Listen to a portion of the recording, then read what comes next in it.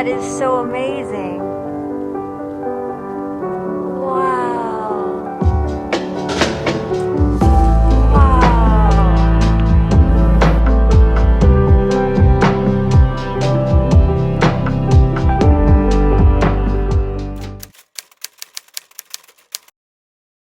All right.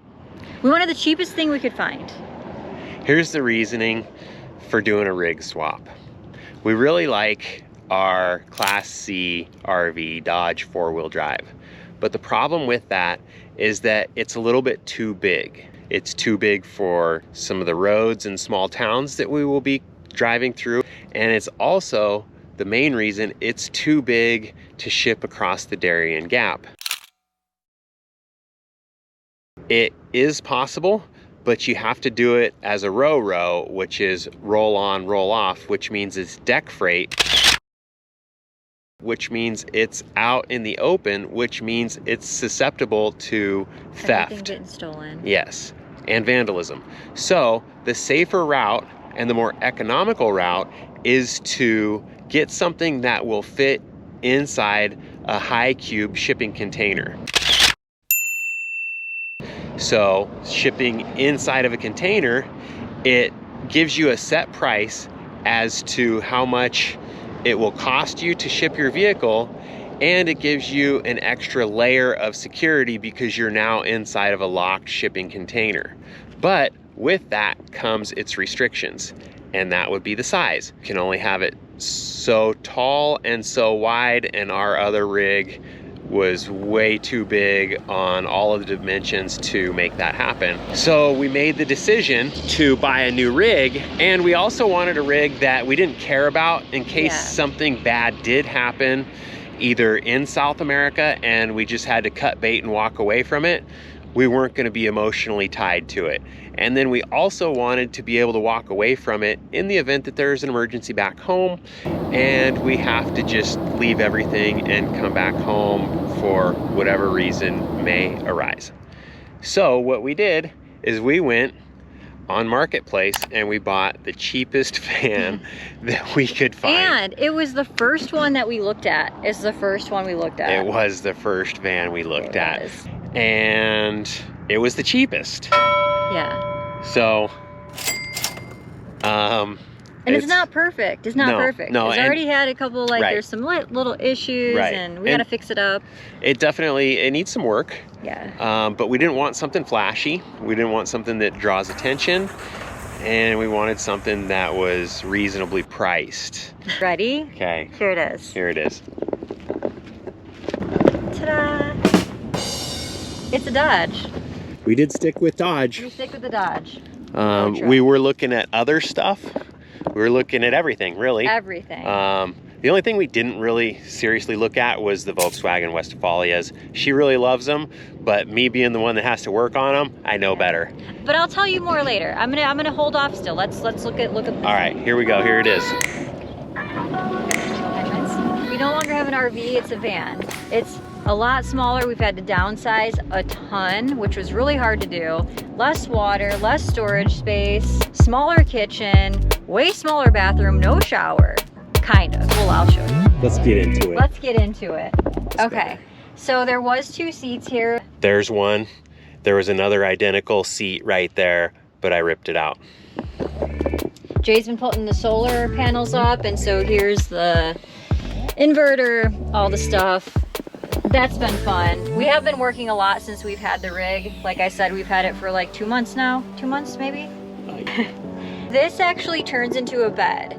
This will swivel around and make a bed right here. But we're not gonna use it. Storage here. Storage on this side. This actually pulls out. Storage up here. We got these great big windows up top that go all the way. Let me show you. Yeah. Want to see it? Look Give at that. them the full tour. Look at that. All these windows. They're not in great condition. When we first got it, it was leaking. So we had to go around, you know, with a bunch of, whatever you call that. What is that? We were driving through Oregon and it was raining a lot. And we discovered that these top windows were leaking. Hopefully just through the really crappy silicone job that they did. I redid the sealant on top doesn't look very good, but hopefully it seals it up. Hoping for the best, preparing for the worst. Caulking? Yeah. So it's not leaking anymore, so that's good. So you can pull this out, put a lot of stuff in here, and also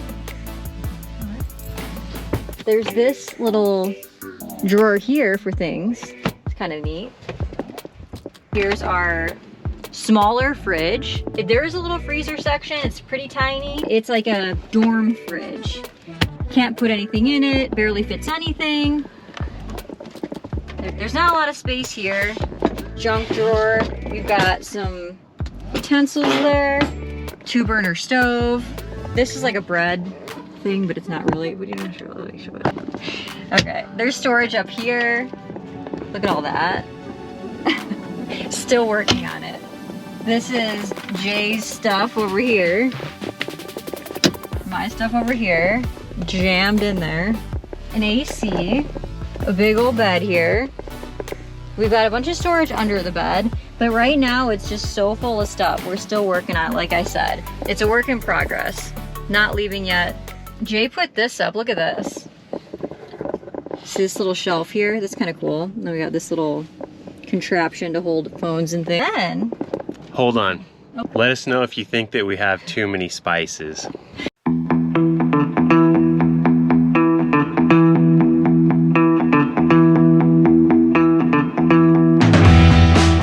That's too many I think spices. we do. It's too many spices. All right, the highlight of the rig. Oh, the bathroom. It's kind of full of stuff. There's the grand bathroom there.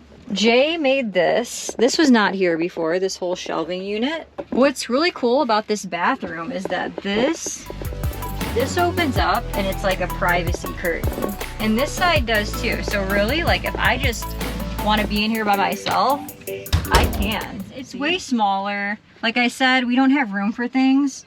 We've been downsizing like crazy. It's been a transition for sure.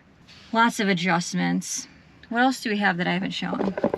I added an outdoor shower. I just drilled a hole right through here, tapped into the plumbing that goes to the toilet, teed off of that, ran it to a flex line with a shower head that will go outside. Look at that. Like that. It's not, we don't have hot water. There's no hot water heater in this rig. So it's gonna be cold showers only. But that's fine because I think the majority of the places we're gonna be is gonna be really hot and you're not gonna want a hot shower anyways, we hope. It will get cold at some times, but we'll just go rent a room or something, you know, if we need to warm up and get a hot shower. You know, we didn't want to get crazy adding a hot water heater. We did add this right here. That was all storage right there, but I found a tank that would fit in there and I just plumbed it into dump into the existing tank, which was originally 25 gallons. This is 13, so that kicks us up to 38 gallons of fresh water. Yeah, fresh water that we don't drink. Yeah. This is gonna be for utility stuff, dishes, teeth brushing, shower, and flushing the toilet. That's what that's gonna be for. And then we always have just 5-gallon jugs that we fill with purified water. And originally, Aubrey told you a little bit about the solar. This rig did come with one 100-watt solar panel and a little automotive battery for the 12-volt side of the power. We did upgrade. We put 400 watts of solar on the roof, and then we added the inverter, and we added a lithium battery, 200 amp hours. So that was probably the majority of the upgrades, or the biggest upgrades I would say that we've done, aside from fixing all the leaks, because this van did leak quite a bit through these upper windows here. Did you see what year it was? It's a 93 Dodge with a V8, 318 motor. The back door also leaked. So we're still out here fixing some problems. We've got a major leak happening in the back. Yesterday, this whole thing was soaked. So we went to a car wash and it was leaking all around the door and the window. So we added some weather stripping onto the back door. So those were the most important upgrades, but the power side of things is definitely going to come in handy for us. And then we took the Starlink off of our old rig, the flat panel, the flat mounted Starlink, and we put that on the roof. You can see it. There it is. Yeah.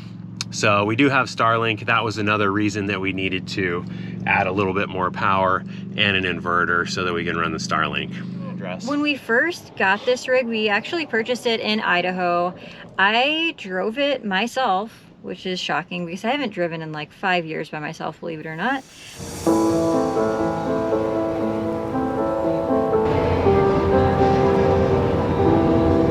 Jay's right behind me.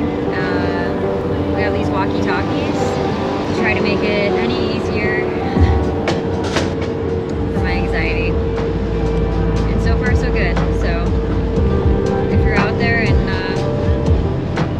you're scared of anything, that's what you need to go after. Go after the things you're afraid of.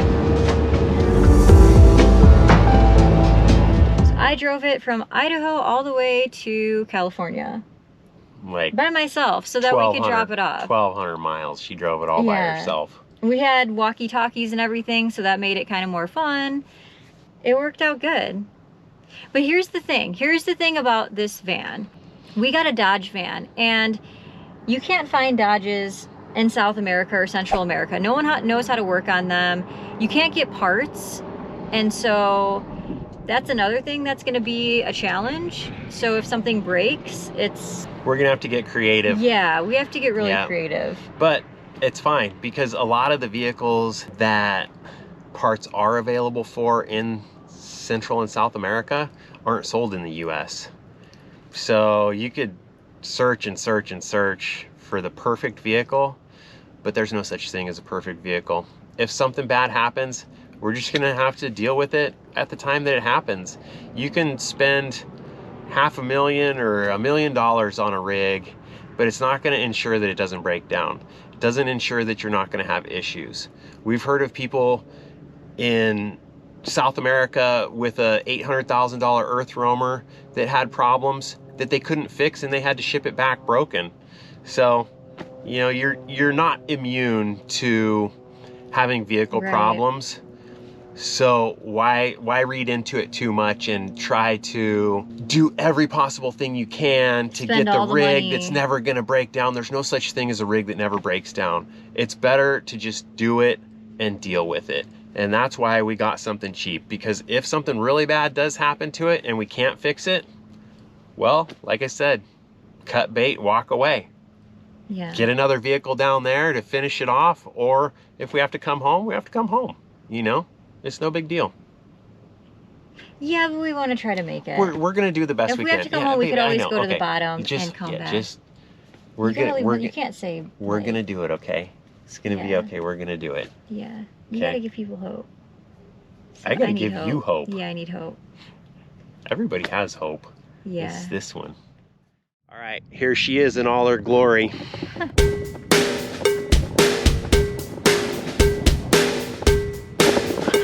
Solar panels are pretty dirty. Got to clean those, I guess. But yeah, there it is. Oh yeah, I wanted to say one more thing. It is a Dodge, but I'm not a die-hard Dodge guy. I'm more into the Cummins diesel. So he knows nothing about this. He doesn't know how to fix this thing, so. I've had a lot of Dodges, but mostly just for the Cummins motor. This doesn't have a Cummins motor. It's a V8. It's a gas guzzler. Yep, but we're gonna make it work, and it's gonna take us all the way to the tip of Argentina. Yeah, we hope. Yeah, it will. We're gonna be great. All right. Bye. Back to it. We're out of here.